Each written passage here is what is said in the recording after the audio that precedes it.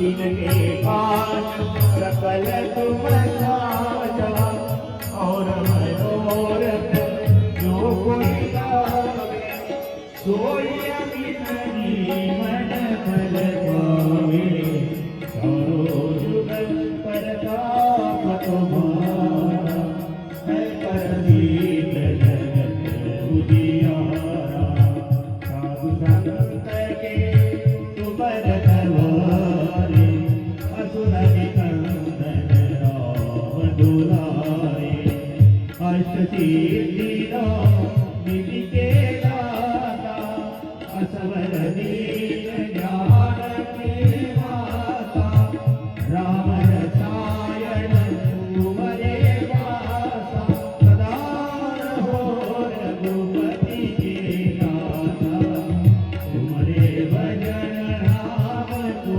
पावे जन्म जन्म के दुख बिसरावे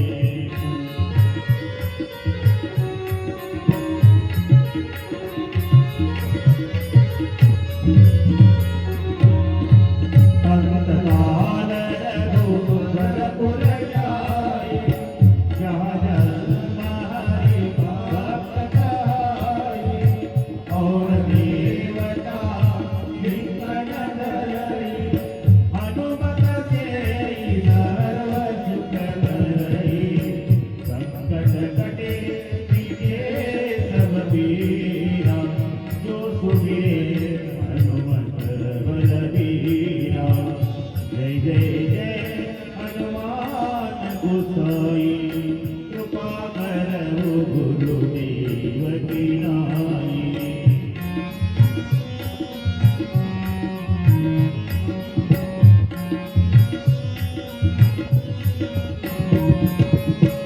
जो सतवार पाठ कर कोई छूटई बंदी महासुख होई जो यह पढ़े हनुमान चालीसा होय नीति साधे गौरीसा तुलसीदास सदा दिनेरा कीजे नाथ हृदय महाडेरा कीजे नाथ हृदय महाडेरा पवन तनय संकट मंगल मूर्ति रूप राम लखन सीता हृदय बसहु सुरभूप। चला पढ़ू महाराज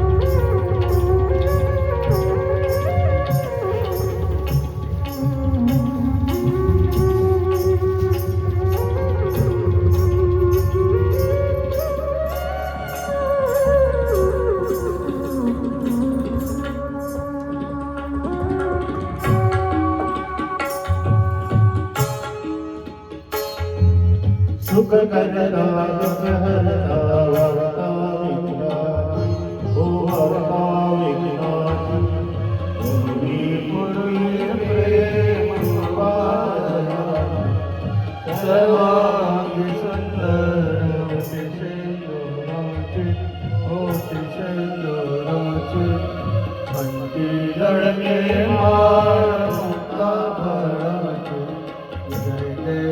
जय देव जय मंगल मूर्ती कर्तन प्रेम आवरा भक्ती जय देव जय मंगल मूर्ती ओ श्री मंगल मूर्ती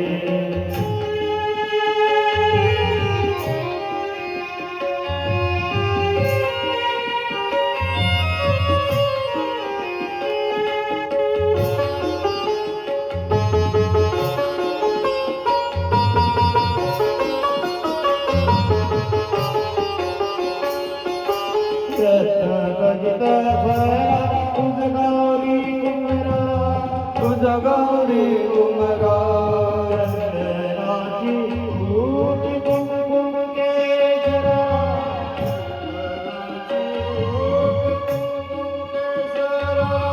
हिरे जटा शोभा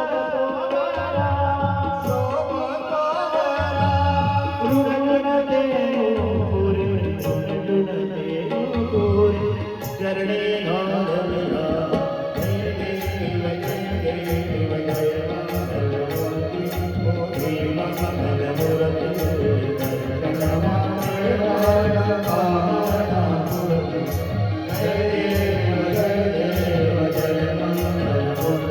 ओ श्री मंगल मूर्ति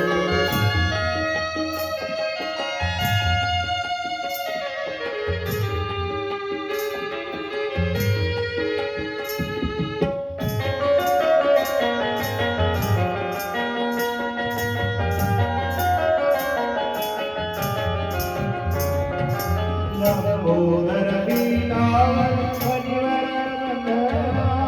फणिवर वंदना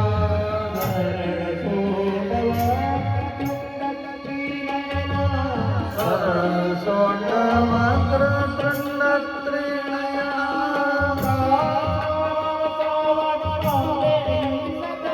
वट पाहे सदना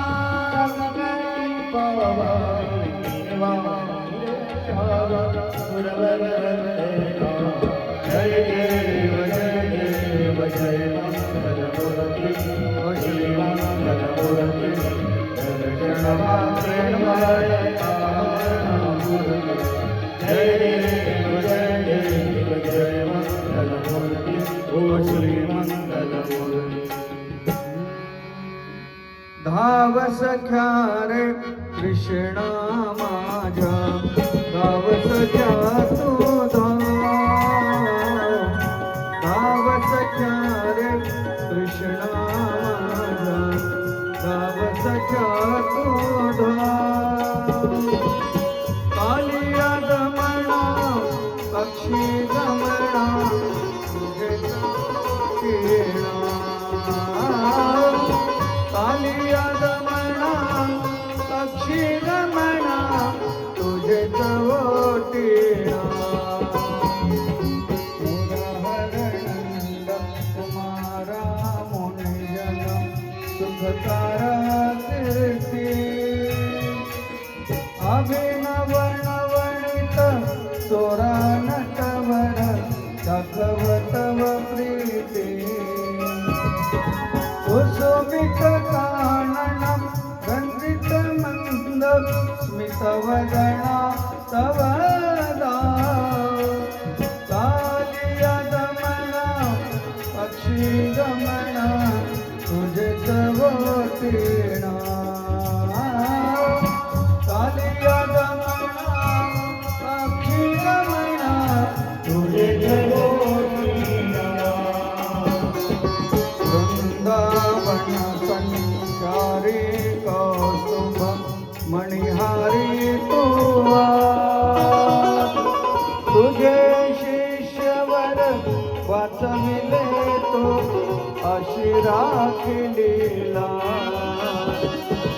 कसे सख्या मी तुला दाखवू विठ्ठल मनाचे गाव कालिया रमणा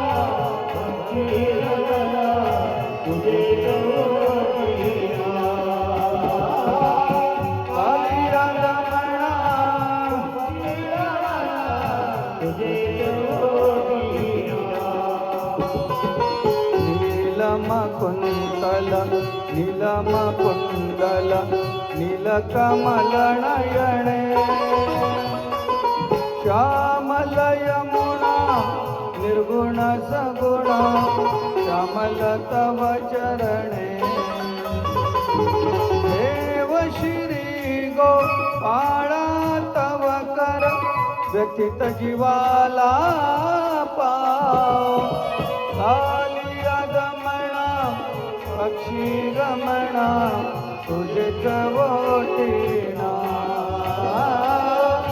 कालिया रमणा पक्षी गमणा तुझे चवटीना भाव सख्या रे कृष्णा माझा भाव सख्या तुला कालिया गमणा पक्षी तुझे चवटीना कालिया गमणा पक्षी गमणा तुझे चवटीना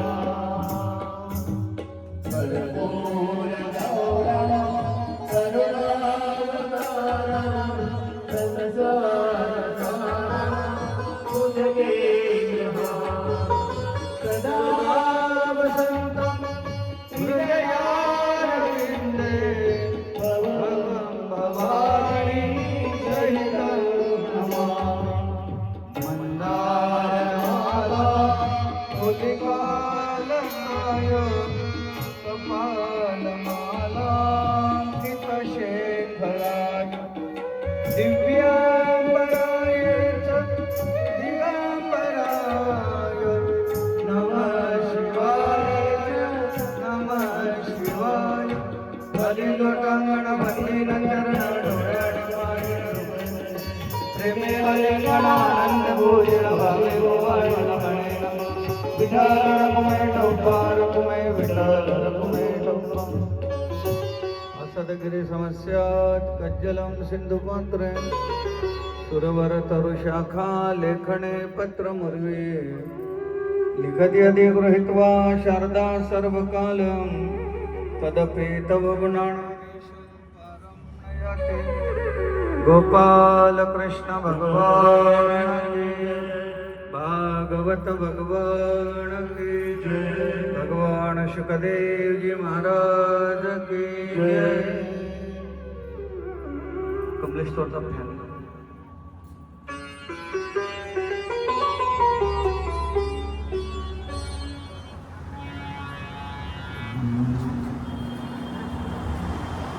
सजिदा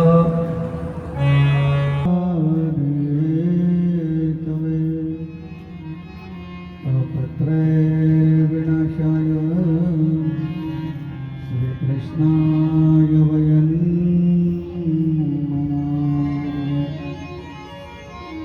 यं प्रव्रजन्तमनुपेतमपेतभृत्यं द्वैपायणो विरहकातराजो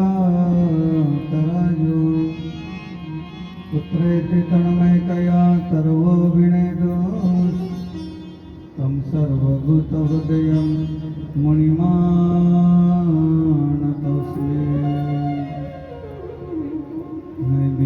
नैविशेषतमसीणम् अभिवाद्य महामतिं तथामृतरसास्वाद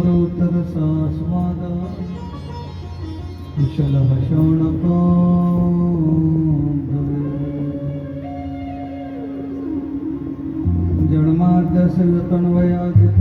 जन्माद्यस्यतन्वयादितरच्चर्तेष्टविघ्नस्वरा तेने ब्रह्मा हृदयादिकवये मह्यन्ति यतसूरया तेजो वारे मृदां यथा विनिमयो त्रियत्र सर्वं मृषा धाम्ना स्वेन सदा निरस्तपूतं सत्यं परमधीमहि योऽन्तप्रविश्य मम वाचमिमां प्रसुप्तं सञ्जीवयत्य किल शक्तिधरस्वधाम्ना मौल्यांच हस्तचरणश्रवणत्वगादीन् प्राणान्नमो भगवते पुरुषाय तुभ्यम् नारायणं नमस्कृत्यं नरं चैव नरोत्तमं देवी सरस्वती व्यासं ततो जयमुदीरये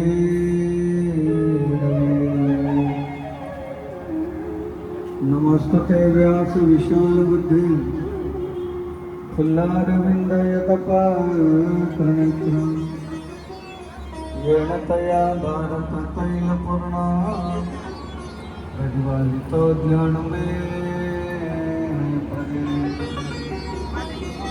नमामि सद्गुरु शान्तं सच्चिदानन्दविग्रहं पूर्णब्रह्मपरानन्दम् ईशमानन्दिवल्लभम् ज्ञानेशो भगवान विष्णु निवृत्ति भगवान हरः सोपानो भगवान ब्रह्मा मुक्ताख्य ब्रह्मचित्कला वसुदेव सुतं देवं कंसचाणूरमर्दनं देवकी परमानन्दम् कृष्णं वन्दे जगद्गुरु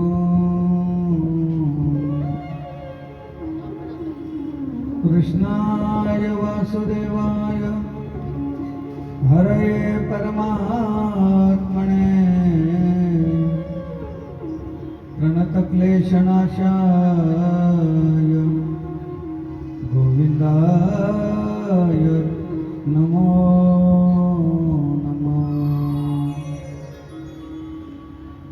संकीर्तनं यस्य सर्वपापप्रणाशनं प्रणमो दुःखशमनः तन्नमामि हरिं परमं ब्रह्मानन्दं परमसुखदं केवलं ज्ञानमूर्ति द्वन्द्वातीतं गगनसदृशं तत्त्वमस्यादिलक्ष्यम् एकं नित्यं विमलमचलं सर्वधी साक्षिभूतं भावातीतं त्रिगुणरहितं सद्गुरुं नमामि कस्तूरितिलकं ललाटपटले वक्षस्थले कौस्तुभं नासाग्रे वरमौक्तिकं करतले वेणुकरे कङ्कणं सर्वाङ्गे हरिचन्दनं सुललितं कंठे च मुक्तावली गोपस्त्री परिवेष्टितो विजयते गोपाल चूडामणी तुला थोडा मोकळं कर कमलेश बाहेर गेला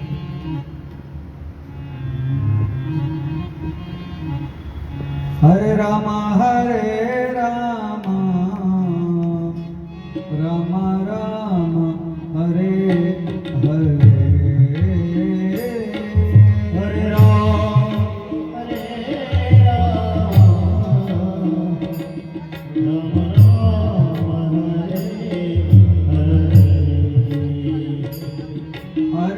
राम हरे राम राम राम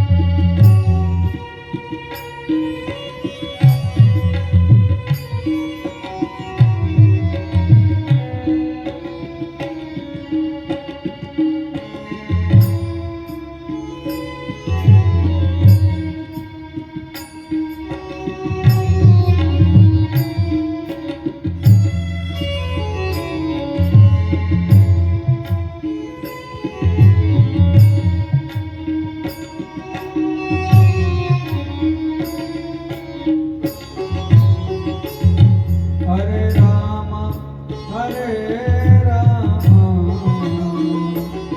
राम राम हरे हरे हरे राम राम राम हरे हरे हरे राम हरे राम राम राम हरे हरे हरे राम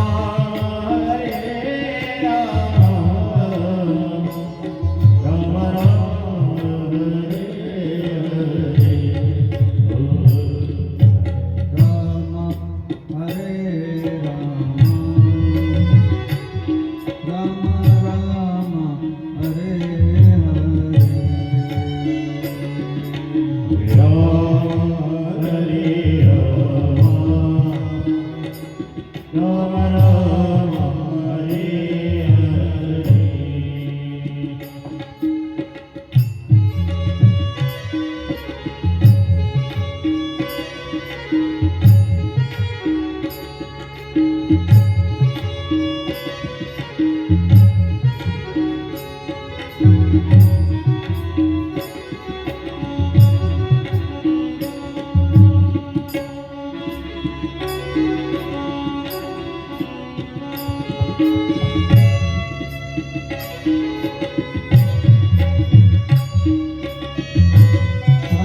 थोडा शार्प आणि इको पाहिजे थोडा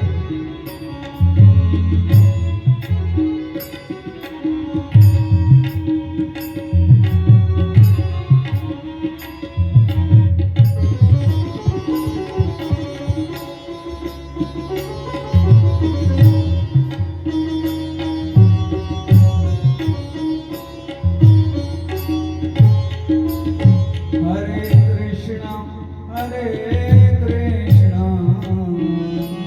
कृष्ण कृष्ण कृष्ण हरे हरे हरे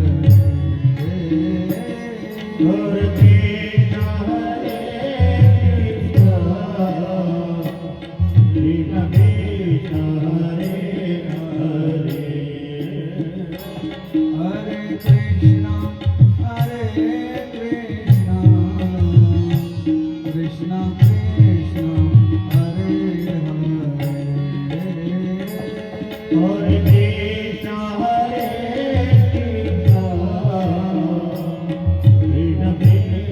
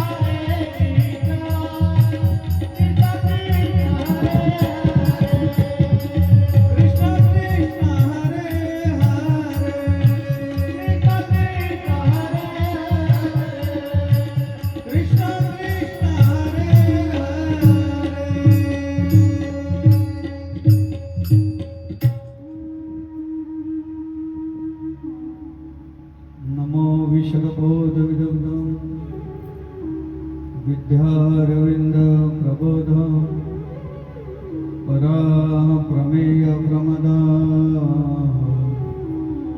विलास्या नमो संसारतम सूर्य अप्रतिमा परमवीर्य तरुण तरतुर्य लालनलीला नमो जगदखिल पालन मंगळमणि निधान सुभजन वन चंदन आराध्य लिंगा नमो चतुर चित्त चकोर चंद्र आत्मानो भव नरेंद्र श्रुति सार समुद्र मनमथ मन्मथा नमो स्वभाव भजन भजन भवे भकुंभ भंजन विश्वोद्भव भुवन श्री गुरुराय विश्वोद्भव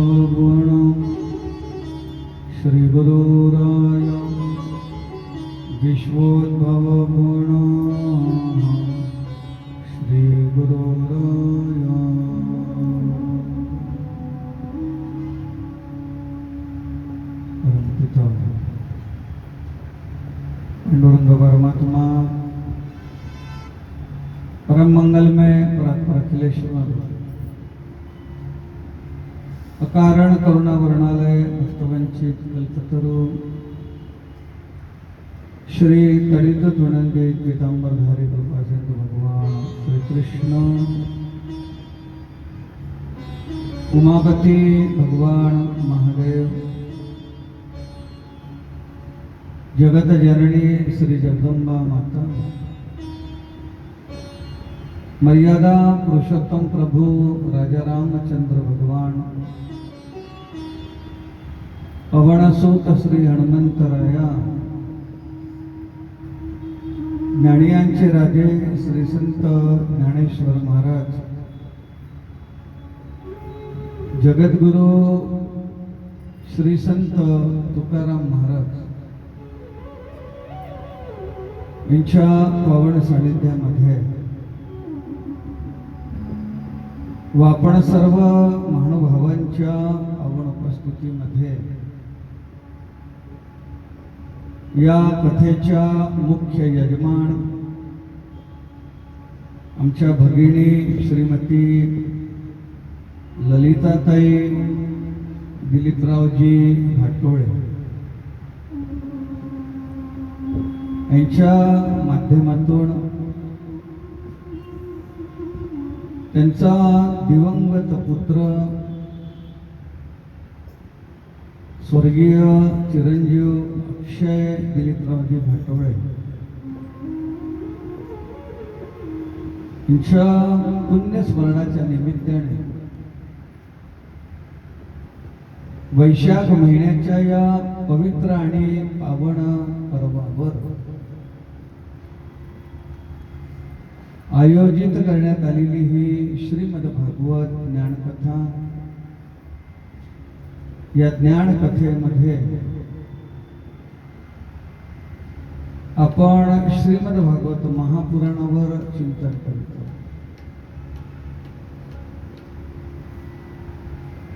श्री भागवताची कथा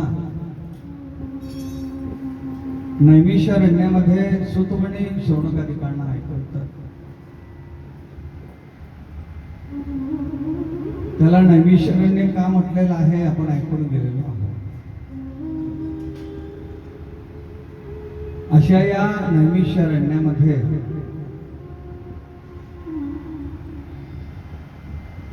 सुतमुनींनी शौनकादिकांना भगवत प्राप्तीचा मार्ग सांगितला.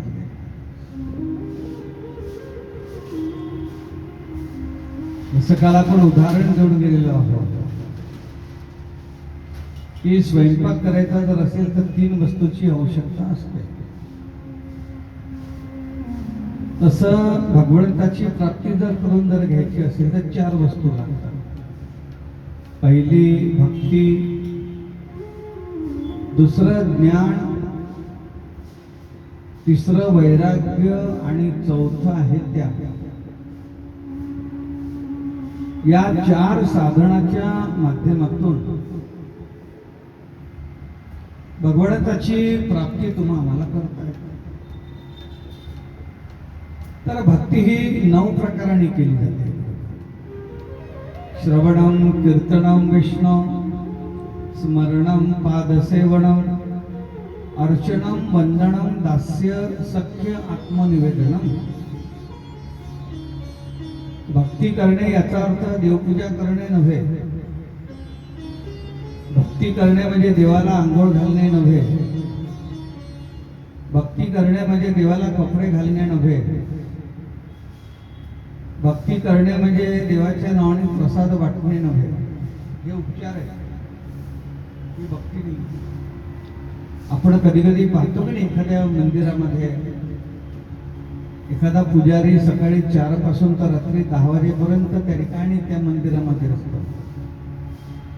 तो सकाळी त्या ठिकाणी देवाला आंघोळ घालतोय, देवाला कपडे घालतोय, देवाची आरती करतो आहे, दुपारी देवाला झोपवतो आहे, संध्याकाळी पुन्हा देवाची आरती करतो आहे, शेजारती करतो आहे, आलेल्या गेलेल्यांना प्रसादही वाटतो आहे. आपण असं म्हणावं का की तो किती भक्तिवान माणूस आहे. पाहतो सकाळी 4 वाजतापासून तर रात्री 10 वाजेपर्यंत तो मंदिरामध्ये आहे हो.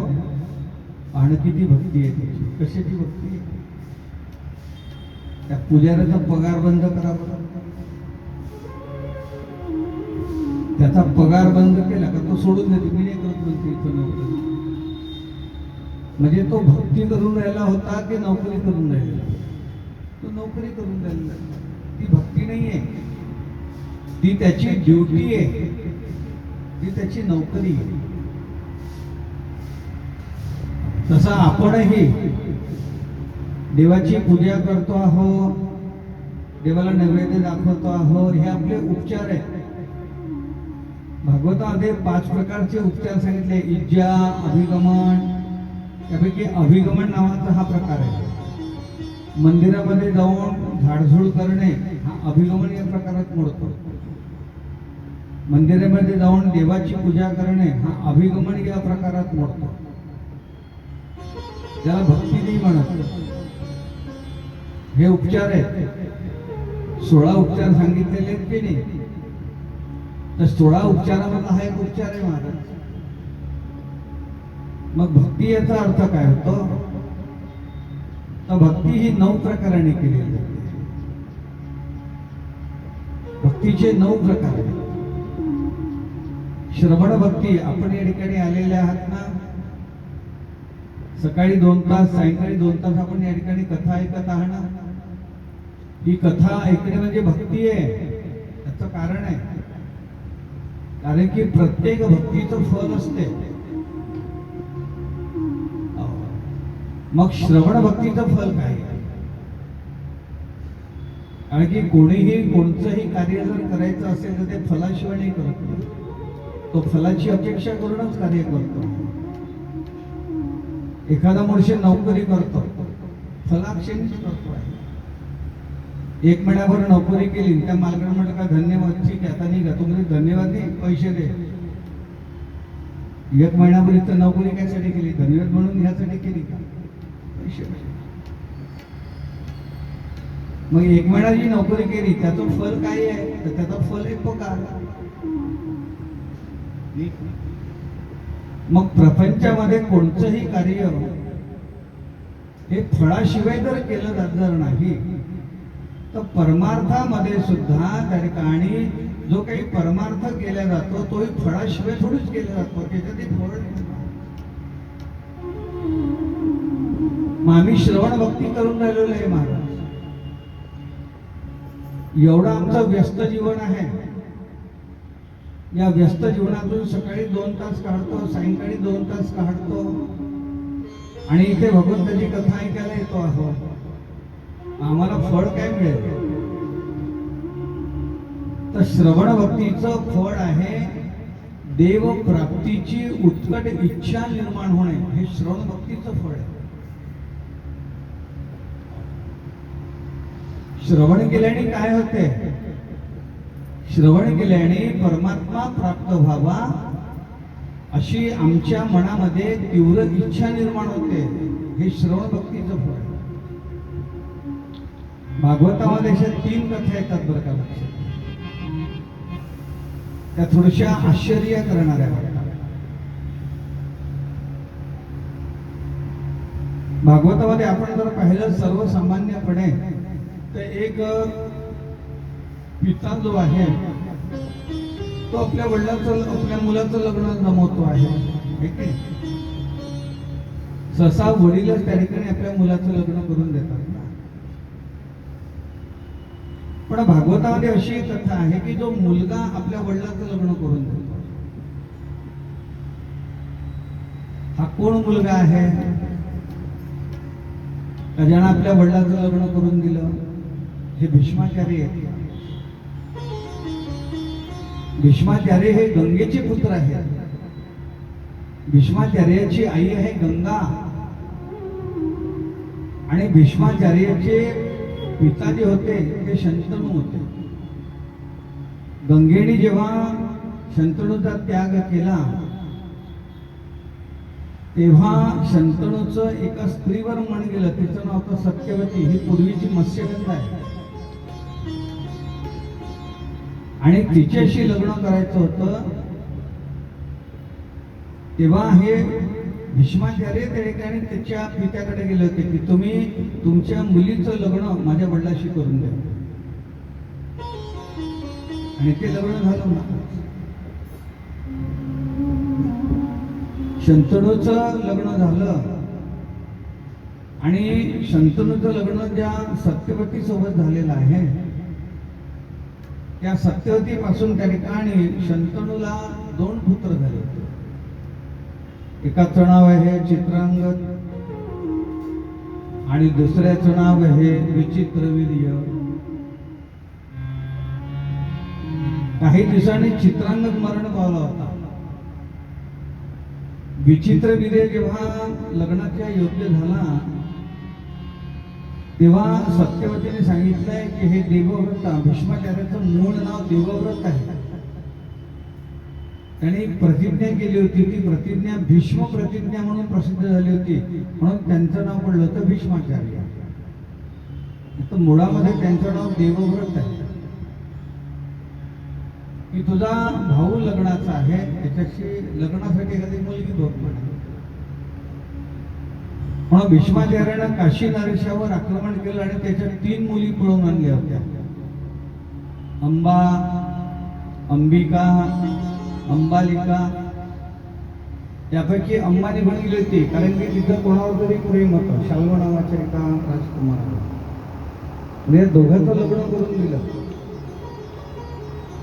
या दोघी जणीचं लग्न विचित्रवीर्यासोबत करून दिल्याच्या नंतर काही दिवसानंतर विचित्रवीर्यही मेला.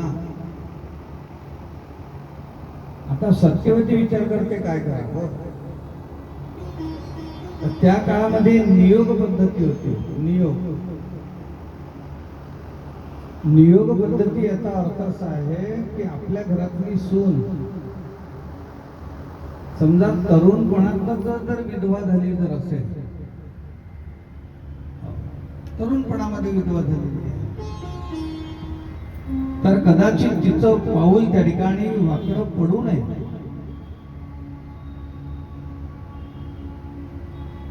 म्हणून घरातल्या एखाद्या सदस्याची तिचं लग्न लावून द्यायचं आणि आपल्या घरातली सून आपल्या घरातच ठेवायची. याला नियोग पद्धती असं म्हणतात रामायणामध्ये की प्रभू रामचंद्राने जेव्हा वाल्याचा वध केला होता तेव्हा वाल्याची पत्नी तारा हिचं लग्न सुग्रीवासोबत लावून दिलं होतं. कारण की तारा ही तरुण होती.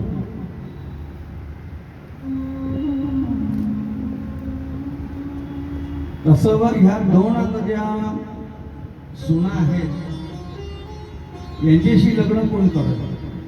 म्हणून ते भीष्माचार्याला म्हणाले की म्हणे देवव्रता तू यांच्याशी लग्न कर. देवव्रत म्हणे मी नाही करत कारण की मी प्रतिज्ञा घेतली आहे. आणि ती प्रतिज्ञा सत्यवतीच्या वडिलांसोबतच घेतली होती. तुम्ही लग्न करणार कारण की सत्यवतीचा पिता जो दाशरथ आहे, एकदा शंतनू जेव्हा अरण्यामध्ये गेले होते त्या स्त्रीची जेव्हा भेट झाली तेव्हा तिच्याशी लग्न करण्याची इच्छा त्यांनी प्रदर्शित केली. तेव्हा ती म्हणायला लागली आहे की मी तुमच्याशी लग्न करायला तयार आहे, पण माझ्या वडिलांना विचार. म्हणून शंतनू दाशराजाकडे गेला. दाशराजाला विचारायला लागला की तुमची मुलगी मला द्या. तेव्हा दाशरथ म्हणतो मी माझी मुलगी तुला द्यायला तयार आहे, पण मी असं ऐकलं म्हणे की तुझा एक मुलगा आहे म्हणून. म्हणे हो. मग उद्या तर माझ्या मुलीशी तू लग्न जर केलं या राज्याचा राजा तर तुला मुलगा होईल ना. माझ्या नातवाचा तर होईल.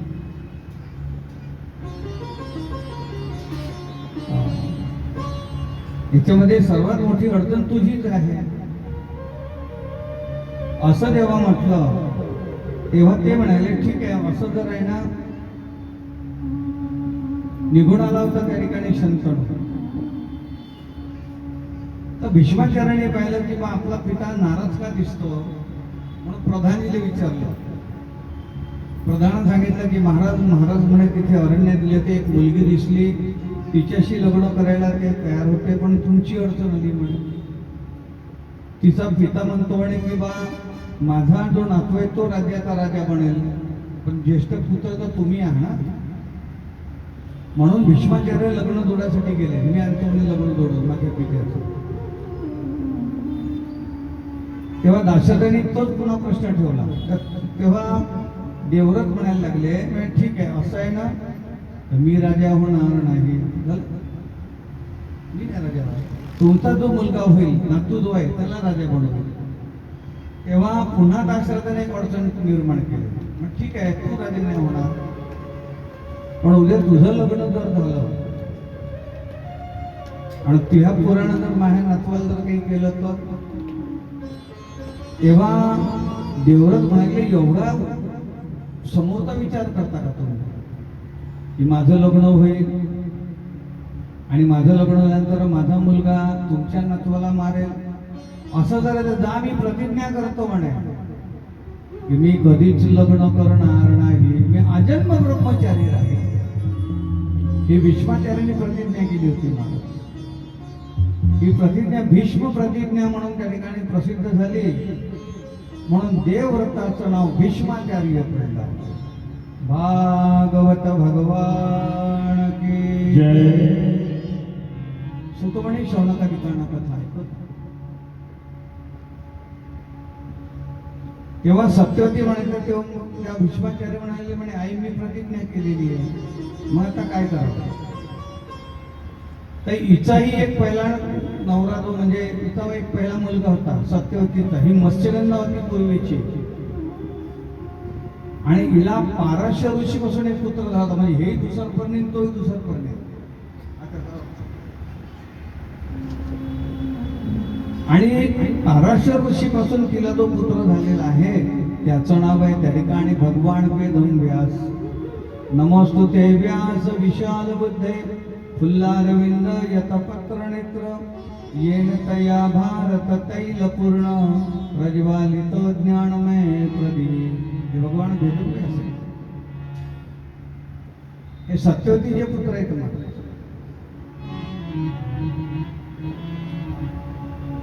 म्हणून भगवान वेदव्यासांना बोलवलं. म्हणे बाळा या माझ्या सुना आहेत, यांचा तू वंश त्या ठिकाणी वाढव. आपला वंश बुडेल ना. म्हणून त्या दोघींना सांगितलं हा माझा मुलगा तर यांच्याकडे जा म्हणे तुम्ही आणि मुलं प्राप्ती करून घ्या. म्हणून अंबिका आणि अंबालिका त्या ज्या गोष्टी आहेत तर त्यापैकी अंबिका गेली. अंबिकानं जेव्हा भगवान वेदव्यासाचं रूप पाहिलं तर भगवान वेदव्यास हे काळ्या रंगाचे होते. त्याला कृष्ण द्वैपायन असं म्हटलंय. कृष्ण म्हणजे काळा, द्वैपायन म्हणजे द्वैपायन या बेटावर त्यांचा जन्म झाला होता. म्हणून भगवान वेदव्यासाचं मुख्य नाव कृष्ण द्वैपायन आहे.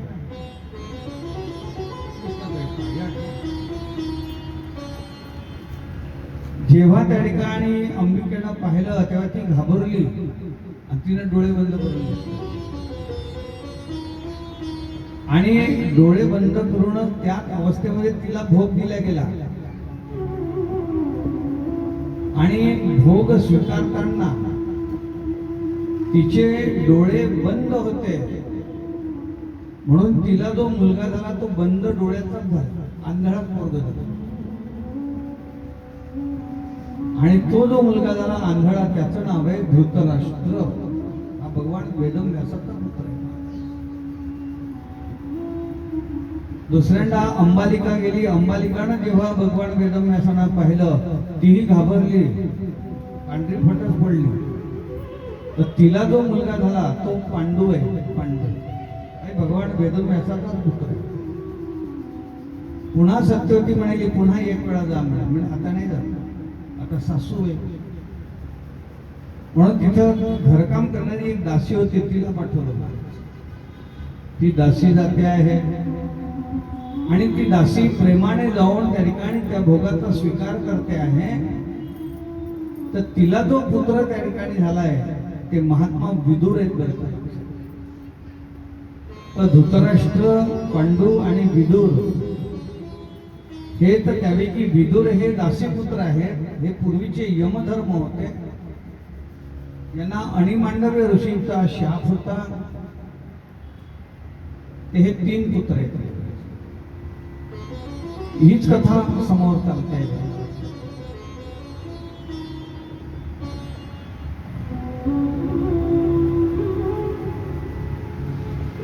सुतमणी शौनकादिकांना कथा सांगतो. आपण हे सांगत होतो की एक मुलगा त्या ठिकाणी आपल्या पित्याचं लग्न जोडायला गेलेला आहे. ही कथा भागवतामध्ये येते. दुसरी कथा अशी येते आहे की सहसा एक आई आपल्या मुलाला दूध पाजते आहे. मुलगा आपल्या आईचं स्तनपान करतो ना. पण भागवतामध्ये अशी एक कथा येते आहे की एक पत्नी आपल्या पतीला त्या ठिकाणी स्तनपान करते, म्हणजे आपल्या नवऱ्याला ती दूध पाजते. हा कोण आहे? तर हे भगवान श्रीकृष्णाचे मोठे पुत्र प्रद्युम्न आहेत. हे प्रद्युम्न पूर्वीचे कामदेव आहेत. शिवपुराणामध्ये कथा येते की भगवान शिवाने जेव्हा कामदेवाला भस्म केलं तेव्हा रतीच्या विनंतीनुसार, म्हणजे कामदेवाची पत्नी रती, ती जेव्हा त्या ठिकाणी भगवान शिवाचं आणि पार्वतीचं लग्न झालं त्या ठिकाणी रती रडायला लागली. पार्वती माता रडायला लागली पहिल्यांदा. तर भगवान शिव त्या ठिकाणी म्हणतात की म्हणे, हे पार्वती तू का बरं रडते आहेस? तुला मी आवडलो नाही का? तर पार्वती म्हणायला लागली, म्हणे तसं नाही म्हणजे नाथा, तू का बरं रडते? तर मी हे माझी करवली रडून राहिली की नाही, म्हणून ती रडून राहिली. तर त्या करवलीने विचारलं, हो तू काऊन रडतो म्हणे? तर ती म्हणे, मी काऊन रडतो मला नाही माहित म्हणे, मी काऊन रडतो, हे माझ्या बाजूची रडून राहिली म्हणून मी रडून राहिली. तिने विचारलं, बघ तू काऊन रडतो? मला माहित नाही मी काऊन रडून राहिली. तू हे माझ्या शेजारची रडून राहिली का नाही म्हणून मी रडून राहिली. अरे वा रे वा. असं करता करता त्या ठिकाणी हे रडतं, एक स्त्री तिथे बसली होती. तू का रडते आहे? तेव्हा ती म्हणायला लागली की म्हणे, देवा माझं नाव रती आहे. तुम्ही माझ्या नवऱ्याला जाणून भस्म केलं, तुम्ही लग्न केलं, तुम्ही म्हणे या ठिकाणी लग्नाचा आनंद घ्याल आणि माझ्या नवऱ्याला मारून टाकलं. म्हणे मी आता पतीसुख कुठून घेऊ? तेव्हा पार्वती म्हणायला लागली की म्हणे, नाथा आपल्या लग्नामध्ये असं रडणं हे बरोबर नाही, तिचा नवरा जिवंत करून द्या. तेव्हा भगवान म्हणते, या नवऱ्याला तर जाळून टाकलं, कोळसा झाला म्हणजे त्याचं सगळं. आता शरीर कुठं भेटते? अणंग देऊ का म्हणा? म्हणजे अणंग कोणत्या कामाचा? ज्याला अंगच नाही तो मला काय सुख देणार आहे म्हणे? मला त्या ठिकाणी शरीराचं सुख पाहिजे ना महाराज. मग तुला शरीराचं जर सुख जर पाहिजे आहे तर या जन्मात तर तुला नाही मिळणार. पण तुझा पुत्र द्वापार युगामध्ये भगवान श्रीकृष्णाचा पुत्र म्हणून जन्माला येईल आणि तिथं तो तुला त्या ठिकाणी अंग सुख देईल. असं जेव्हा म्हटलं तेव्हा रती निघून गेली. इकडे शंभरासूर नावाचा एक दैत्य होता. नारदाने जेव्हा त्याला सांगितलं की तुझा वध त्या ठिकाणी भगवान श्रीकृष्णाच्या पुत्राद्वारे आहे, तेव्हा तो म्हणायला लागला, असं जर असेल तर मी त्याच्या पुराला ते मारून टाकतो. म्हणून ज्यावेळेस रुक्मिणी प्रसूत झाली तेव्हा शंभरासुरानं प्रद्युम्नाचं अपहरण केलं आणि त्याला समुद्रात टाकून दिलं. समुद्रामध्ये एका मासोळीने त्याला गिळलं. ती मासोळी एका कोळ्याला सापडली. कोळ्यानं ती मासोळी शंभरासुराला विकली. ही रथी जी आहे ती शंभरासुराच्याच स्वयंपाकघरामध्ये मायावतीच्या नावाने काम करत होती. आणि जेव्हा ती मासोळी तिथाली तेव्हा तिने चिरली ती मासोळी. त्याच्यातून एक बालक निघाला. देवर्षी नारद त्या ठिकाणी आले आणि देवर्षी नारद म्हणायला लागले की म्हणे हे मायावती हा तुझा नवरा आहे, हा पूर्वजन्मीचा प्रद्युम्न आपलं कामदेव आहे. ते बाळ लहान होतं ना, ते भुकेने व्याकुळ झालं, रडायला लागलं. जेव्हा ते रडायला लागलं तेव्हा मायावतीची त्या ठिकाणी करुणा जागृत झाली, तिला पाना फुटला आणि मायावतीनं त्या बाळाला म्हणजे आपल्या नवऱ्याला त्या ठिकाणी दूध पाजलं. ही कथा भागवतामध्ये येते. आणि तिसरी कथा अशी येते आहे की मुलगी मुलाला पाहते आहे, मुलगा मुलीला पाहतो आहे आणि तेव्हा ते लग्न होते. पण भागवतामध्ये अशी एक कथा येते आहे की मुलगी मुलाला पाहतच नाही, पण तरीही ती त्याच्याशी लग्न करायला तयार होते. ही कोण आहे बरं? ही रुक्मिणी माता आहे. ज्या भगवान श्रीकृष्णाची रुक्मिणी माता लग्न करू इच्छिते,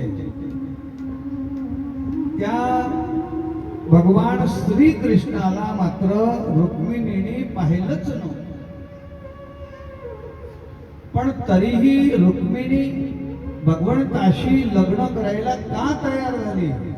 त्याचं उत्तर रुक्मिणीने जे 7 श्लोकाचं पत्र त्या ठिकाणी दिलेलं आहे ना, त्याच्यात दिलेलं आहे. 7 श्लोकाचं पत्र दिलेलं आहे रुक्मिणीने भगवान श्रीकृष्णाला.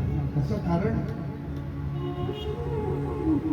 7 श्लोकाचं पत्र रुक्मिणी भगवंताला का लिहिते? त्याचं कारण जणू काही ती म्हणते आहे की देवा हे 7 श्लोक जे आहे हे तुमचे आणि माझे जणू काही त्या ठिकाणी सप्तपदी आहे. लग्नामध्ये नवरा बायको 7 फेरे घेतात की नाही, हे 7 फेरेचे 7 श्लोक म्हणजे हा त्याचा अर्थ आहे. दुसरा अर्थ सांगितलाय की भगवंत हे 6 गुणांनी भगवंत ओळखले जातो आहे. ऐका यशस्वी औदार्य ज्ञान वैराग्य ऐश्वर्य हे 6 गुणवर्य वसती जेथ म्हणून तो भगवंतो. भगवंताचे 6 गुण आहेत: यश, श्री, औदार्य, ज्ञान, वैराग्य आणि ऐश्वर्य.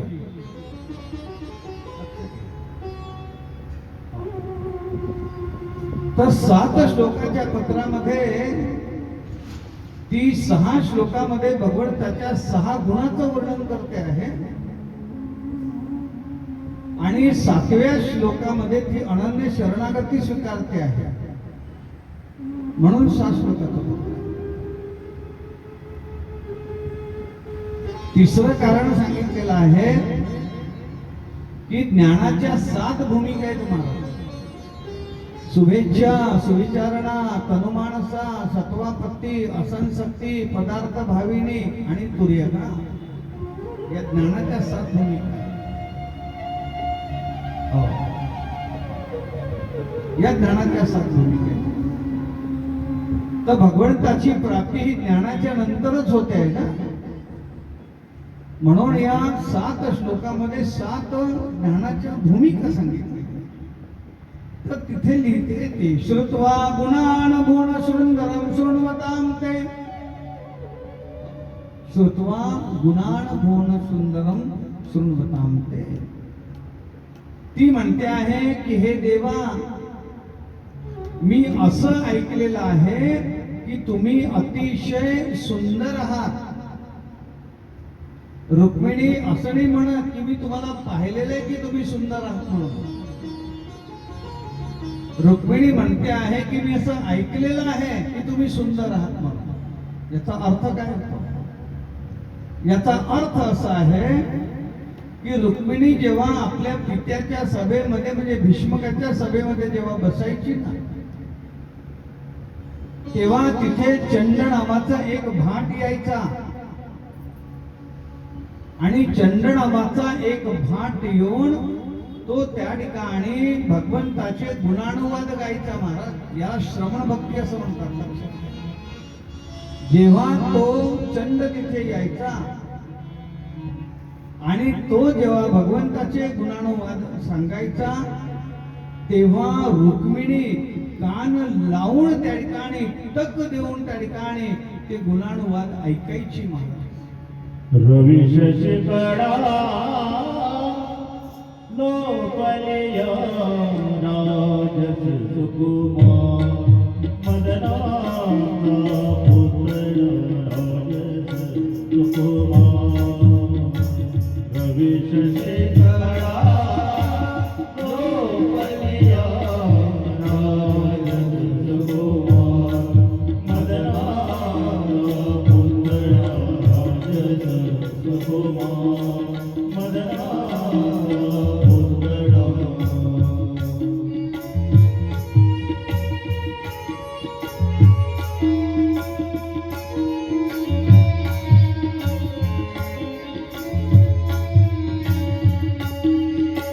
कस्तुरी बाळवट चंदनाची मुठी. कस्तुरी बाळवट चंदनाची ओटी. कस्तुरी बाळवट चंदनाची ओटी.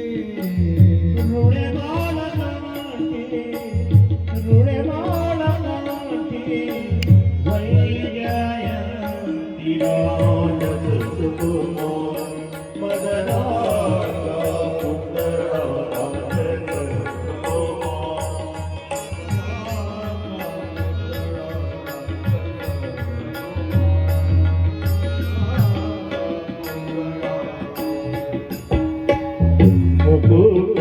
मुकुटकुंडली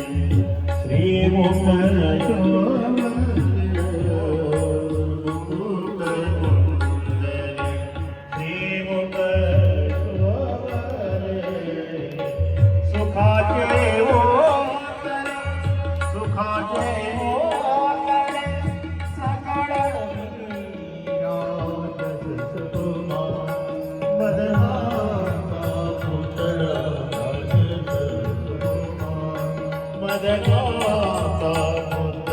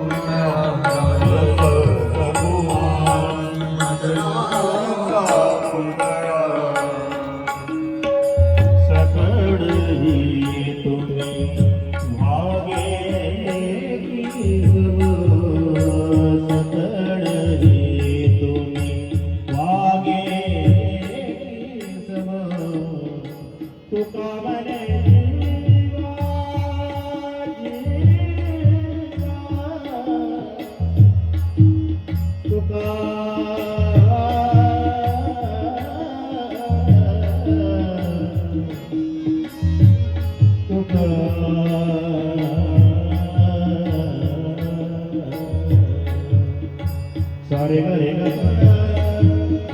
गबर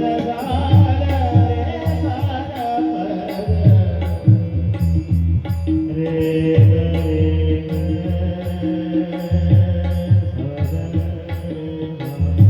सारे गरे सारे गरे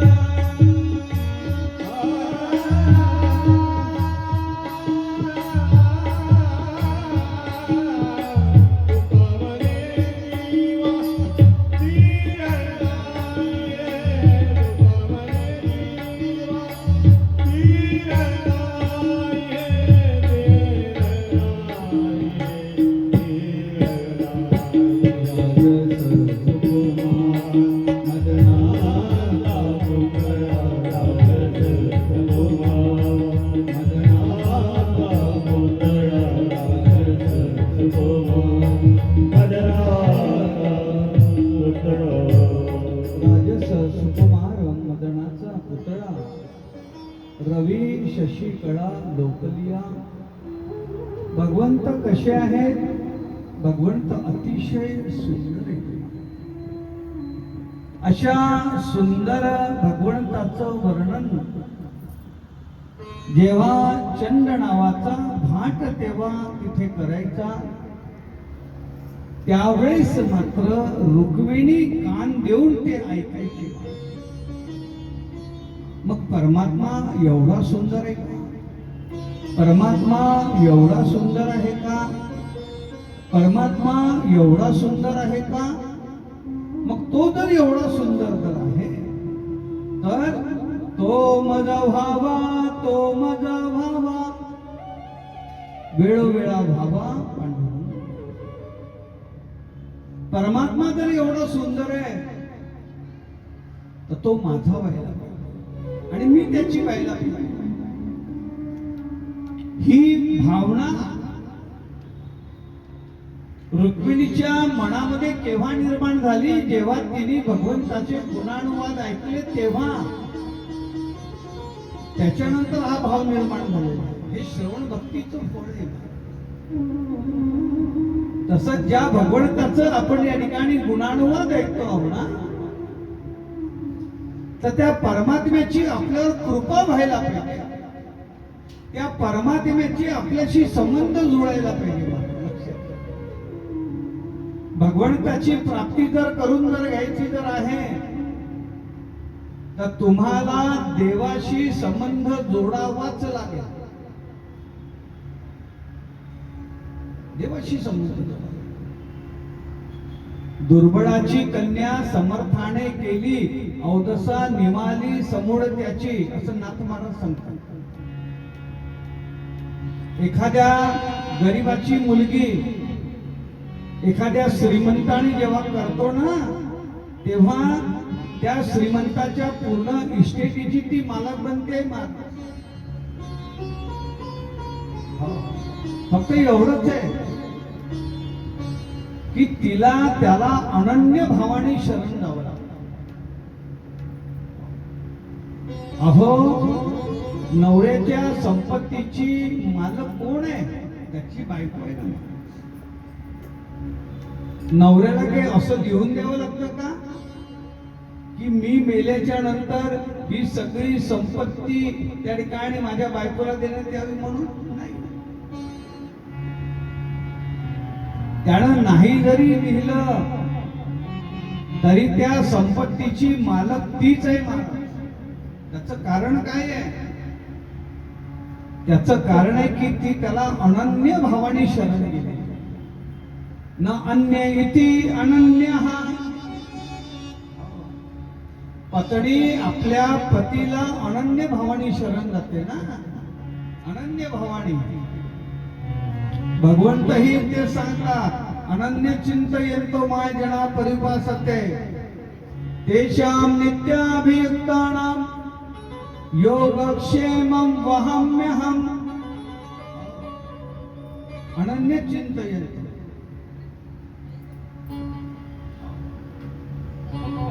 सर्व धर्मान् परित्यज्य माम एकम शरणं व्रज अहम त्वा सर्व पापेभ्यो मोक्षयिष्यामि मा शुचः. माम एकम. देव म्हणतात त्या ठिकाणी की मला एकट्याला शरण ये. मग पहा मी त्या ठिकाणी काय करतो. नवऱ्याची बायको व्हावं लागतं, पण त्याच्यासाठी तिलाही अनन्य भावाने शरण जावं लागतं ना. अहो, ज्या मायबापानं जन्म दिला त्या मायबापाला सोडलं ना नवऱ्यासाठी. ज्या मैत्रिणी सोबत लहानपणी खेळली त्या मैत्रिणी सोडल्या ना नवऱ्यासाठी. ज्या गावात जन्म झाला त्या गावाला सोडलं ना नवऱ्यासाठी. भाऊ सोडला, बहीण सोडली, सगळं सोडलं. लग्नाच्या आधी बापाचं नाव लावत होती ना, पण लग्न झाल्यानंतर तेही नाव सोडलं. मला आता नवऱ्याचं नाव लावलं. लग्नाच्या आधी जे आडनाव होतं ते माहेरचं होतं, आता तेही सोडलं. आता नवऱ्याचं जे आडनाव ते माझं आडनाव. एवढंच नव्हे तर ज्या कुळामध्ये जन्माला त्या कुळही सोडलं. आता ही नवऱ्याच्या कुळाची झाली. याला म्हणतात त्या ठिकाणी अनन्य. याला म्हणतात अनन्य. न अन्य इति अनन्य. आणि एवढ्या अनन्य भावाने जेव्हा ती नवऱ्याला शरण जाते, त्या नवऱ्याची जेव्हा ती बायको होते, तेव्हा त्या नवऱ्याच्या संपत्तीची ती मालक होते. तसा हा जो परमात्मा आहे, या परमात्म्याला जर आपल्यालाही आपल्या वशमध्ये करून जर घ्यायचं जर असेल, तर आपल्यालाही त्या ठिकाणी भगवंताचं भाव लागतं. भगवंता, तुझ्याशिवाय मला कोणीच नाही, तू माझा आणि मी तुझा. मी देवाचा, देव माझा आणि मी देवाचा. हाच भाव जेव्हा त्या ठिकाणी राहील, तेव्हाच देवही त्या ठिकाणी तुमचं अंतरक्षण करतोय. देव माझा, मी देवाचा. अनन्य भावाने शरण जावं लागतं. काहीतरी देवाशी संबंध जोडावे लागतात. कोणताही जोडा. द्रौपदीनं भगवंताशी बहिणीचा संबंध जोडला. द्रौपदी काय म्हणते आहे, हा माझा भाऊ आहे. संबंध जोडला ना. तर ज्यावेळेस द्रौपदीचं भर सभेमध्ये वस्त्रहरण व्हायला लागलं होतं, तेव्हा हाच भाऊ धावत आला ना महाराज, आणि द्रौपदीची लाज वाचवली. अर्जुनाने सख्याचा संबंध जोडला. तर कौरव पांडवांच्या युद्धामध्ये देव अर्जुना समोर उभे राहिले. सुग्रीवाने मित्रत्वाचा संबंध जोडला, म्हणून मागे उभं राहून त्या ठिकाणी वाल्याचा वध केला महाराज. मागे पुढे उभा राहे सांभाळीत. समोर कोणाच्या उभा होता, अर्जुनाच्या, आणि मागे कोणाच्या उभा होता, सुग्रीवाच्या. आलिया आघात निवारा. आणि त्याच्यासाठी भक्तांना त्या ठिकाणी भगवंताला पूर्णपणे शरण जावं लागतं. पूर्ण शरण जा. तुम ही तुम्हें माता पिता हो, तुम्ही तुम्हें बंधु सखा हो.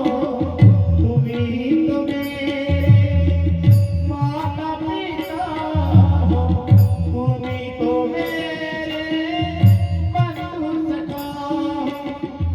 इतने नाते तुम संग जोड़े, इतने नाते तुम संग जोड़े.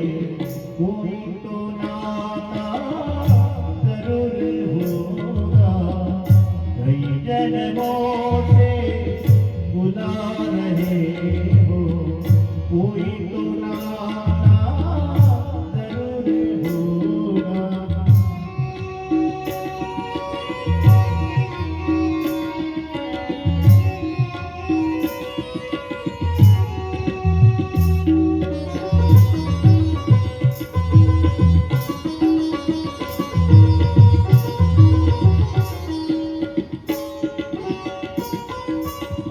कभी बुलाते वृंदावन में, कभी बुलाते हो मधुबन में. कभी बुलाते वृंदावन में, कभी बुलाते गोवर्धन में. कभी बुलाते वृंदावन में, कभी बुलाते हो मधुबन में. अपने घर में रोज बुलाते, अपने घर में रोज बुलाते. मेरे घर आना जरूर होगा, कई जन्मों से बुला रहे हो. कोई तो नाता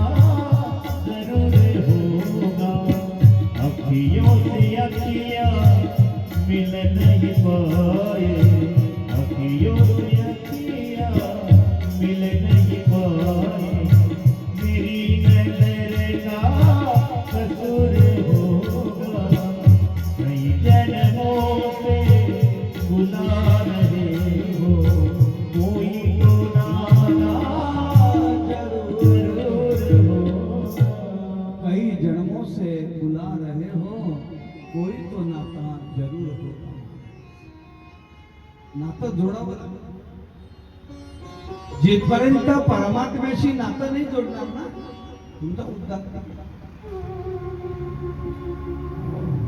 यशोदेनं पुत्राचं नातं जोडलं, अर्जुनाने सख्याचं नातं जोडलं, बलराम दादाने भावाचं नातं जोडलं. कोणतंही नातं. त्वमेव माता च पिता त्वमेव, त्वमेव बंधू च सखा त्वमेव. भावाचा जोडा, बहिणीचा जोडा, बापाचा जोडा, नवे नवे नवऱ्याचं नातंही जोडताय. मीराबाईनं कोणाशी नातं जोडलं? मीराबाई काय म्हणते आहे? मेरे तो गिरधर गोपाल दूसरो ना कोई, जिसके सिर मुगर मुक्त वही मेरा पति हुई. ऐसे वर को क्यों चुनो जो जन्मे और मर जाए, ऐसे वर को चुनो मेरो चुडलो अमर हो जाए. हा नवरा काही कामाचा नाही. जन्माला आलो तेव्हा हा काय नवरा सोबत घेऊन आलाय का?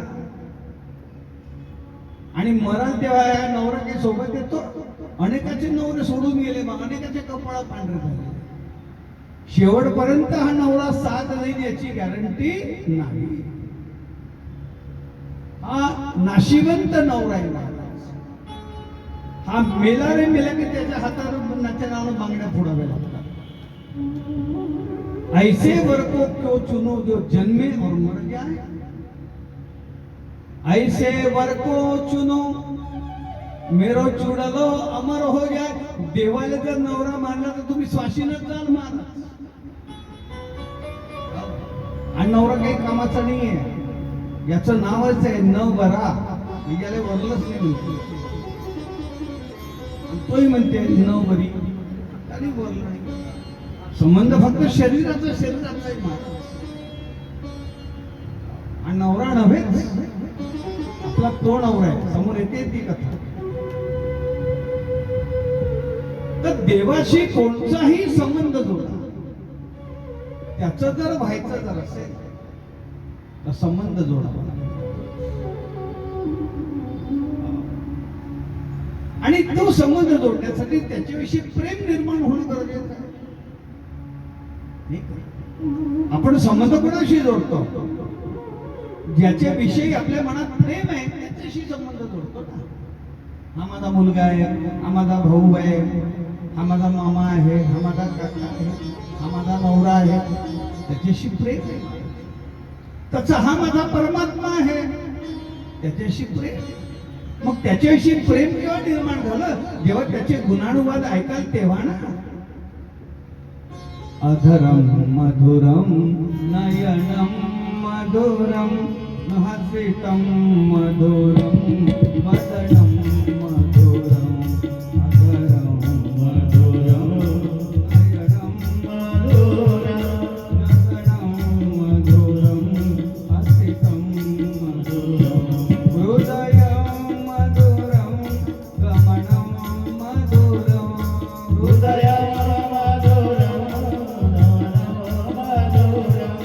मधुराधिपते रखिलं मधुरं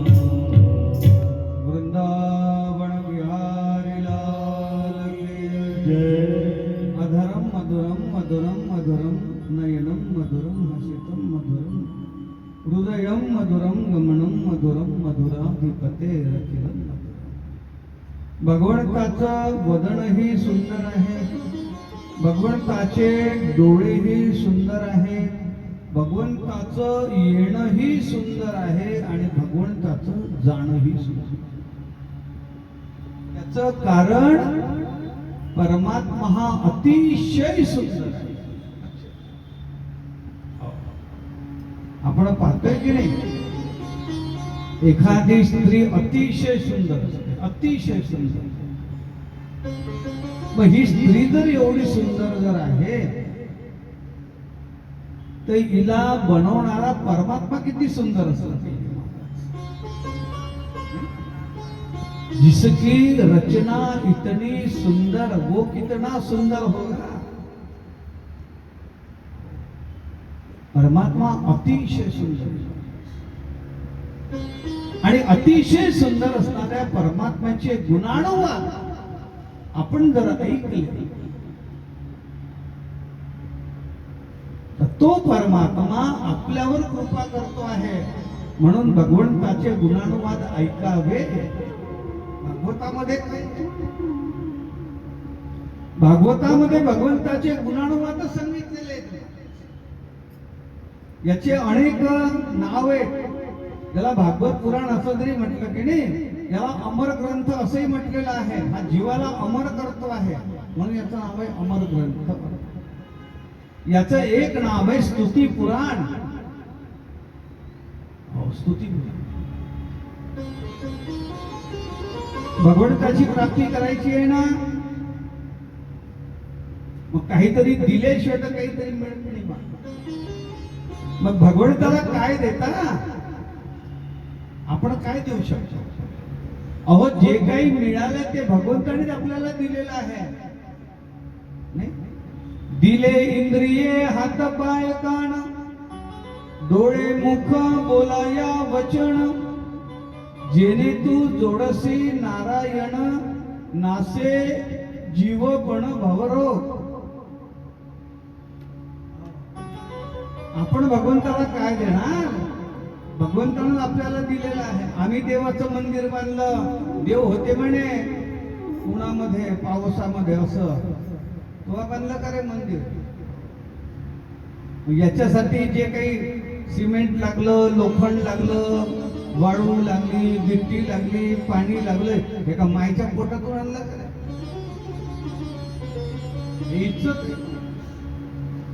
हे त्याच्यात आहे सगळं. तेरा तुझको अर्पण क्या लागे मेरा. हे तर फुकट त्या ठिकाणी आपण अहंकार घेतो. हे आम्ही केलं, आम्ही केलं, आम्ही केलं, हे आपण करतो. चाले हे शरीर कोणाची सत्य कोण बोलविते हरिवीण. देखवी ऐकवी एक नारायण तयाचे भजन चुकू नको.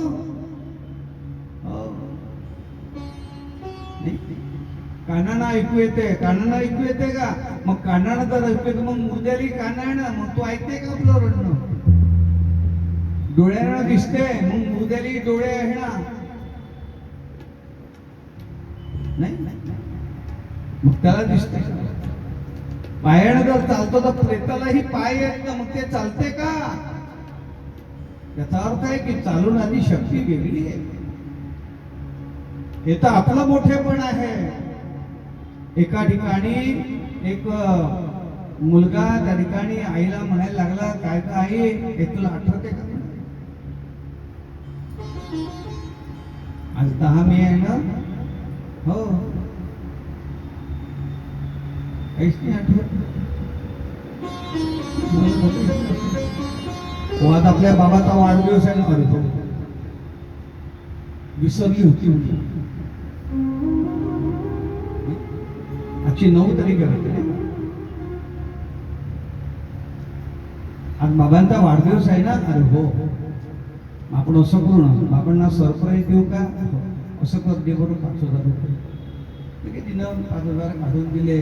मार्केटमध्ये गेला, ते हॅपी बर्थडेचं आणलं, बापासाठी कपडे आणले, केक आणला मोठा.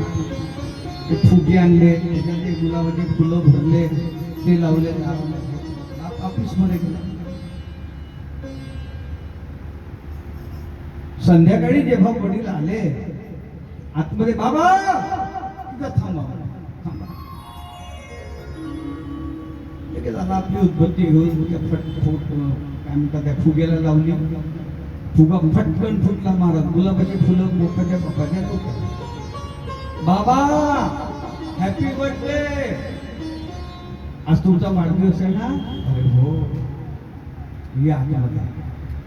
खुर्ची सजवली होती, गुलाबाची पाकळ्या लावल्या होत्या, मोठा केक आणला. बाबा हा केक कापा, आपण केक. आई अक्षवणकर आहेत बाबांना अक्षवण केलं, ड्रेस आणला होता 2-3 हजाराचा बापासाठी. बाबा हे कपडे घ्या. बापाला एवढा आनंद वाटला, माझ्या पोरानं माझा वाढदिवस केला, माझ्या पोरानं माझा वाढदिवस केला. दुसऱ्या दिवशी ते कपडे घातले, पूर्ण बगडगड हिंडून आला. महाराज गेले, त्याने सांगितले पोरानं घेतले म्हणे कपडे,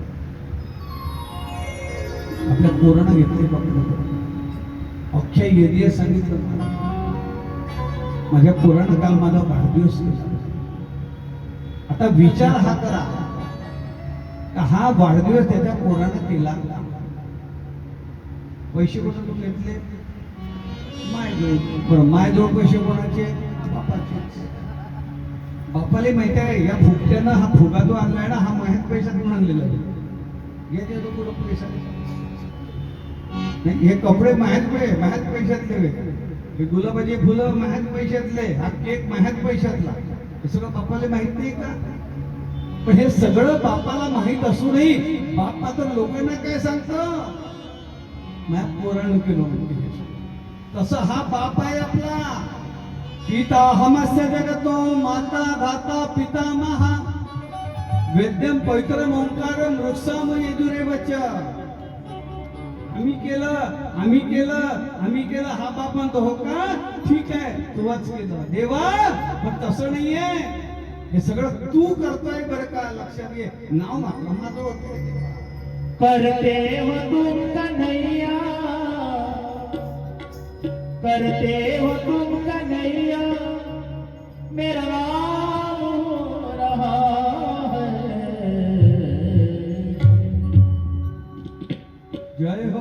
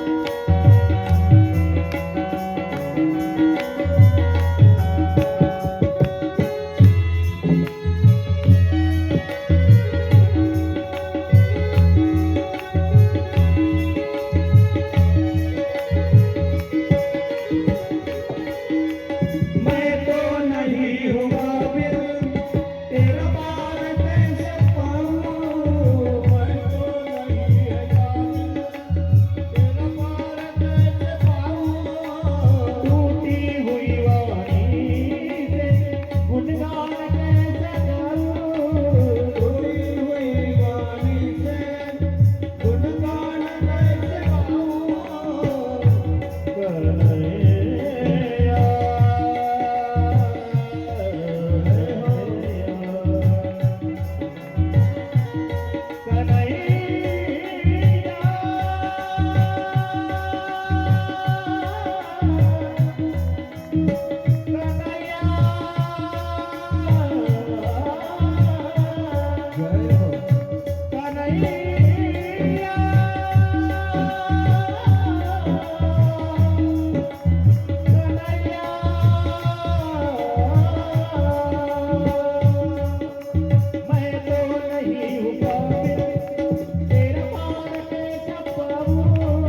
मैं तो नहीं हूँ काबिल तेरा प्यार कैसे पाऊँ टूटी हुई वाणी से गुनगान कैसे गाऊँ टूटी हुई वाणी से गुनगान कैसे गाऊँ तेरी प्रेरणा से ही अब हो तेरी प्रेरणा से ही अब ये कमाल हो रहा है करते हो तुम कन्हैया करते हो तुम कन्हैया ये कमाल हो रहा है मेरा आपकी कृपा से सब काम हो रहा है मेरा आपकी कृपा से सब काम हो रहा है मेरा आपकी कृपा से सब काम हो रहा है वृंदावन बिहारी लाल जय मी शरण्यामध्ये सुतवणे शौनकाधिकांना कथा ऐकवतो करते हो तुम कन्हैया मेरा नाम हो रहा है बस आपकी कृपा से सब काम हो रहा है करणारा परमात्मा है चाले हे शरीर कोणाची असते कोण बोलविते हरिविण ऐकवी देखवी एक नारायण तयाचे भजन चुको नको माणसाची देव चालवी अहंता मीची एक करता म्हणू नये आता आपला अहंकार देव चालवते हे मी केलंय करणारे आपण नाही परमात्मा करणार आहे महाराज गतिर्भरता प्रभू साक्षी निवासम शरणम सुहत प्रभवः प्रलय स्थान विधान बीजम आपण पाहतोय तुमची आमची व्यवस्था करणारा परमात्मा आहे अहो बाळ जन्माला यायचंच आहे पण जन्माला यायच्या आधी त्याच्या दुधाची व्यवस्था करणारा परमात्मा आहे बाळ जन्माला यायच्या आधी त्याच्या आईच्या स्तनामध्ये दूध कोण निर्माण केलं बरं या शरीरामध्ये आहे तरी काय रक्त रेत दुर्गंधी जंतू नरक मुताने भरली रे कानोबा तुझी भोंगडी चांगली आम्हाशी का दिली वांगली रे या शरीराला 9 दरवाजे आहेत ना अखंड पाहता वाहती मळे देखोणी ज्याचे तो कंटाळे अहर्निशी धुता जळे कदापि निर्मळे ते नव्हती 2 डोळे 2 नाकपुड्या 2 कान 1 तोंड 1 दुधद्वारी 1 मूत्रद्वार आणि 9 ठिकाणं सगळंच वाहत राहते डोळ्यातून चिपड वाहते नाकातून शेंबूड वाहते तोंडातून लाळ वाहते कानातून मोळ जाते पिंडावर लबिले जाते 4 संडास येतात किती धुतले तरी त्याच्यात बरं याच्यातून निघणारे पदार्थ काही सुगंधी आहेत का? हा? सुगंधी आहेत? सगळं दुर्गंध भरलाय ना महाराज. पण अशा या दुर्गंधयुक्त शरीरामध्ये भगवंतानं त्या बाळासाठी गोड आणि पवित्र दूध कसं निर्माण केलं असेल याचा कधी आपण विचार केला का? जेव्हा आई आपल्या बाळाला दूध पाजते तेव्हा तिच्यावर काही रक्त निघते का? तर किती जरी झालं तो मासा तर गोडाच आहे, सगळं दुर्गंधीच आहे ना. मग कधी रक्त निघालं का पू निघाला का दुर्गंध निघाली? अशा या दुर्गंधयुक्त शरीरामधून गोड आणि पवित्र दूध त्या ठिकाणी निर्माण करणारा हा परमात्मा आहे. मुलासोबत आईचीही काळजी घेणार. देव तुम्हाला सगळे अवयव देतो त्या बाळाला लहानपणी, पण एक अवयव देत नाही, त्याला एक दात नाही देतो माणूस. 4-5 महिन्याला पोराला जेव्हा दात निघते की नाही त्याच्या तोंडात बोट देऊन बघ, कडकड नसते फार. जन्मतात जर त्याला दात जर दिले तर त्याची आई त्याला दूध नाही पाजू शकणार महाराज. म्हणून त्याला 5-6 महिन्यानं दात देते. एवढा काळजी करणारा हा परमात्मा आहे. गतिर्भरतो प्रभिसाक्षी निवासं शरणं सुभत. मग असा हा परमात्मा जो तुमचं आमचं रक्षण करतोय, त्याची भक्ती नाही करायची का? त्याची संबंध नाही जोडायचा का? भिकाऱ्याशी संबंध जोडून करता काय? संबंध चांगल्या माणसाशी जोडावे. संसारातले हे संबंध सगळे भिकारी संबंध आहे आणि सगळे स्वार्थाचे संबंध आहे महाराज. जिथपर्यंत पैसा आहे तिथपर्यंत नाते होते आपले आहेत, लक्षात घ्या. तुमच्याजवळ पैसा संपू द्या, तुम्ही रस्त्यावर पडल्यानंतर तुम्हाला हुंगत नाही तुमचा नाते. जव चाले मोठा धंदा तो बहीण म्हणे दादा.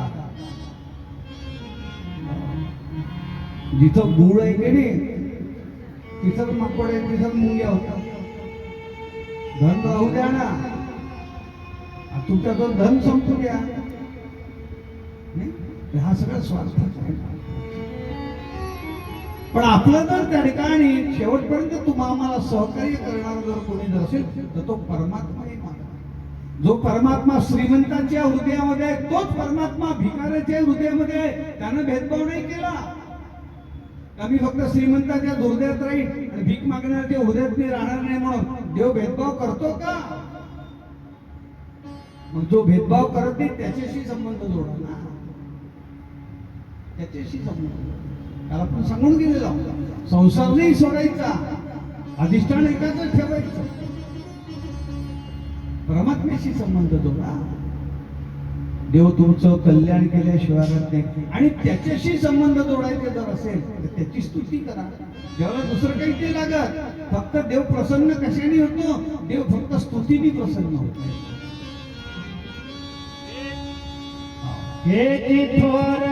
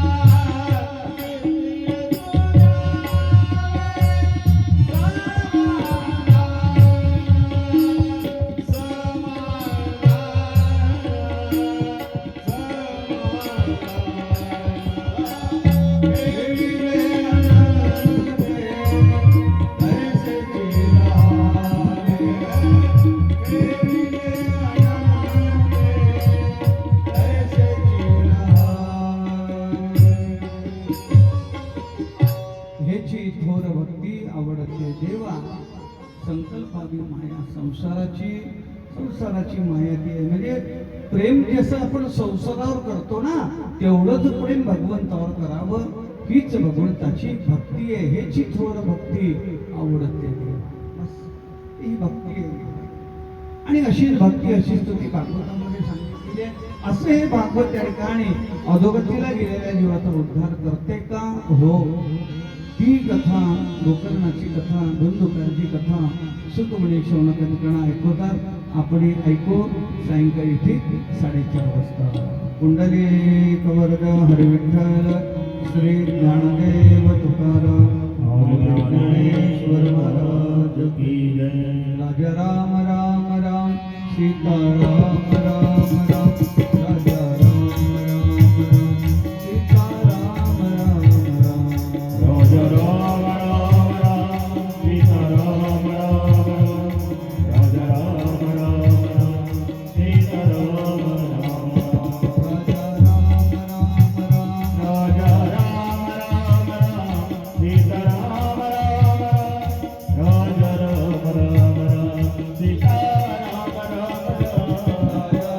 राम राम सीता राम राम राम. राजा राम राम राम सीता राम राम राम. राजा राम राम राम सीता राम राम. राजा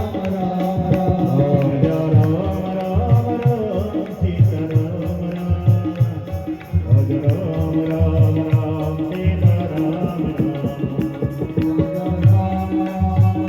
सीता राम राम राम. राजा राम राम राम सीता राम राम.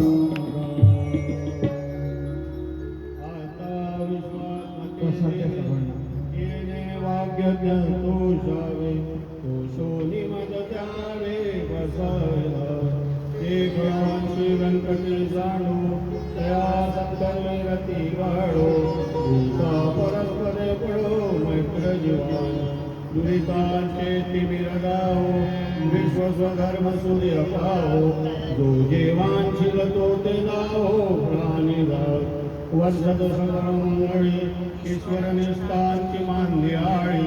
अनवरत भूमंडळी भेटतो तयारुता. कला कल्पतरुचे आर चेतना चिंतामणी जे गाव. बोलती जरणव पियुषांज चंद्रमेजे अलांचन. मार्तंड जे तापहीन ते सर्वाई सदा सज्जन सोयदेव. किंबहुना सर्वसुखी पूर्ण निलोकी. भजे जो आदिपुरुषी अखंडित. आणि ग्रंथोपजीविये विशेषी लोकिये. दृष्ट विजय होय. एक मने श्री विश्वेश्वराव. आवो दान पसावो. येणे ज्ञान देव सुखिया झाला. येणे ज्ञान देव सुखिया झाला. येणे ज्ञान देव सुखिया झाला. कुंडलिक वरद हरी विठ्ठल श्री ज्ञानदेव तुकाराम ज्ञानेश्वर महाराज की जय. गोपाल कृष्ण भगवान की जय. भागवत भगवान की जय. भगवान शुकदेव जी महाराज की जय. नमः पार्वती पतये. हर हर महादेव. दुपारी 1 ते 3 पर्यंत महिला मंडळाचं भजन आणि 12 ते 3 हा सांगतात महाराज. Hello hello